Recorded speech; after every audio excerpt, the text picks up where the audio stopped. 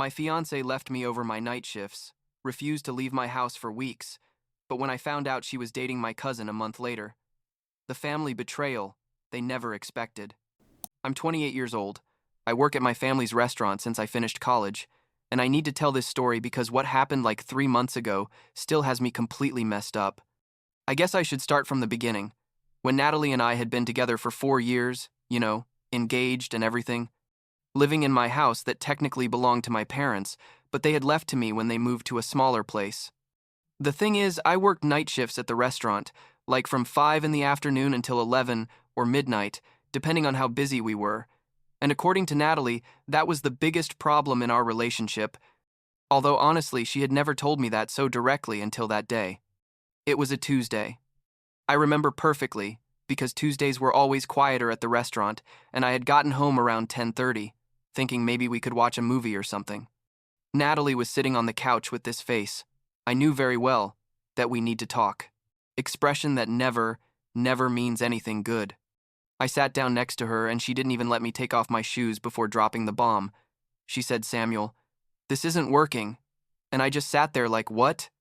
Because literally that morning we had breakfast together and everything was normal. She started with the whole speech about how I was never home, that the restaurant was more important than her, that she felt alone every night. And when I tried to explain that it was the family business, that I couldn't just stop working there, she interrupted me and said, "I've already made my decision. It's over." I'm not going to lie. I was completely in shock. 4 years, an engagement ring that had cost me like 3 months' salary, wedding plans for the following year, and she was ending everything because I worked at my family's restaurant. I asked her if she was sure, if we couldn't talk about this, try to work it out, and she just shook her head and said she had been thinking about it. For months. Months. I mean, she had basically been planning this while I thought everything was fine. The truth is, I felt like an idiot, you know? Because apparently there were signs that I didn't see or decided to ignore, although to this day I'm not clear what those signs were because she never told me, "Hey, this is really bothering me. Let's talk about it." What happened next was even more surreal. I expected Natalie to say something like, "I'm going to stay at my parents' house or with a friend while I look for an apartment." But no, she just sat there, watching TV like nothing happened. And when I asked her when she was going to move out, she told me she needed time to find a place. I was confused. Like, "You just broke up with me, but you want to keep living here?" And she responded with complete calm, that legally, she had the right because she had lived there for more than a year, and that she wasn't leaving until she found something suitable. I called my mom that night, completely desperate, and she told me to try to be patient, that Natalie was going through a difficult time too, which seemed absurd to me because she was the one who had broken up with me, not the other way around. The next few days were an absolute nightmare. Natalie kept sleeping in our bedroom. I mean, in my bedroom technically, and I had to move to the guest room. She cooked in the kitchen, used the bathroom like nothing, watched her shows in the living room, and I felt like a stranger in my own house. My friends told me to kick her out, to call the police or something, but I didn't want to make a bigger drama. I thought if I gave her a few days, she would realize herself that the situation was uncomfortable and would leave. But no, 3 days passed. 4, 5, and she was still there, acting like we were roommates instead of two people who had just ended a 4-year relationship. The last straw was when my mom called me on a Saturday morning. I was at the restaurant doing inventory, and she tells me, "Samuel, Natalie called me. She says you need to give her more time, that you're being unfair to her." And I'm there thinking, seriously? Now my ex is calling my mother to mediate? I explained the whole situation to my mom, that Natalie was the one who broke up with me, that I just wanted to get back my space, my life. And my mom sighed and said, "Well, give her until the end of the month, don't be cruel." End of the month was 2 weeks away, and I was already on the verge of a nervous breakdown. But I agreed because what else could I do? My own mother was on my ex's side. But a week later, exactly 1 week after the breakup, I couldn't take it anymore. I came home after work and Natalie was there with a friend, laughing and drinking wine in my living room, and something inside me just broke. I told her in front of her friend that she needed to leave, that this was ridiculous, that I couldn't keep living like this. She got all dramatic, started crying, saying I was cruel, that I had no heart. How could I throw her out on the street? And her friend, Jessica, I think her name was, looked at me like I was the worst human being on the planet. I told her she had until the weekend to pack, and that I also wanted the engagement ring back because, well, obviously she didn't need it anymore. Natalie exploded.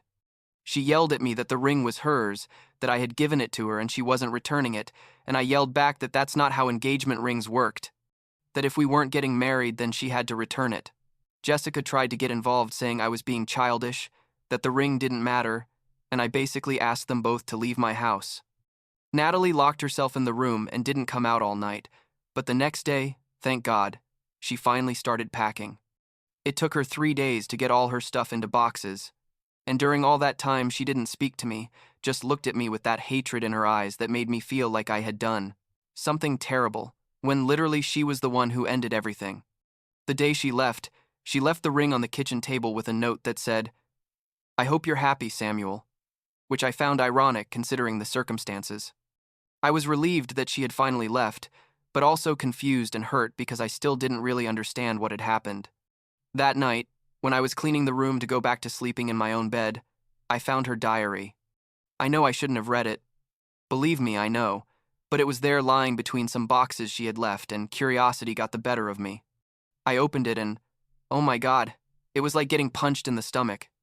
There were pages and pages of complaints about me, dated months back, like from January or February, where she wrote things like, "Samuel is never here. I don't know why I'm still in this relationship. I feel so lonely. Maybe I should leave him." I mean, for months, literally months, she had been planning to break up with me, and never told me anything. She never tried to have a serious conversation about how she felt, never suggested we go to couples therapy, never gave me the chance to change or look for solutions. She just kept all that resentment until one day she decided it was enough and ended everything. I felt betrayed in a way I can't even describe properly, you know what I mean? She hadn't just left me, she had been lying about her feelings for months, living in my house, accepting my ring, planning a wedding that apparently she didn't want. The following days were weird. Some mutual friends started contacting me, but not to ask how I was or to offer support, but to basically tell me I had been an idiot, that Natalie was right, that I had neglected the relationship because of work. Jessica, the friend who was with her that day, sent me like 10 messages saying I was selfish, that I didn't value Natalie, that she deserved better.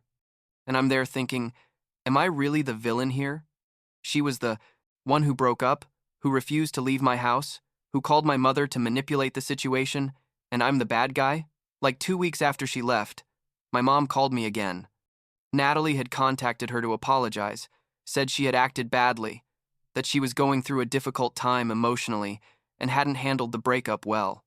My mom asked me if I wanted to talk to her, maybe give her a second chance, and I told her, no, definitely not, that I had had enough drama for a lifetime. The truth is, at that moment, I just wanted to move on, get over it, get back to some kind of normalcy where I didn't have to think about Natalie or the breakup or any of that. But then, like a month and a half after all this, my friend Andrew called me. We were at the restaurant. I was serving tables on the night shift, and he tells me, "Samuel, I need to tell you something and I don't know how. I saw Natalie yesterday. She was with a guy." And I just stood there with the plates in my hand thinking, well, so, what? It's not my problem anymore if she's dating someone.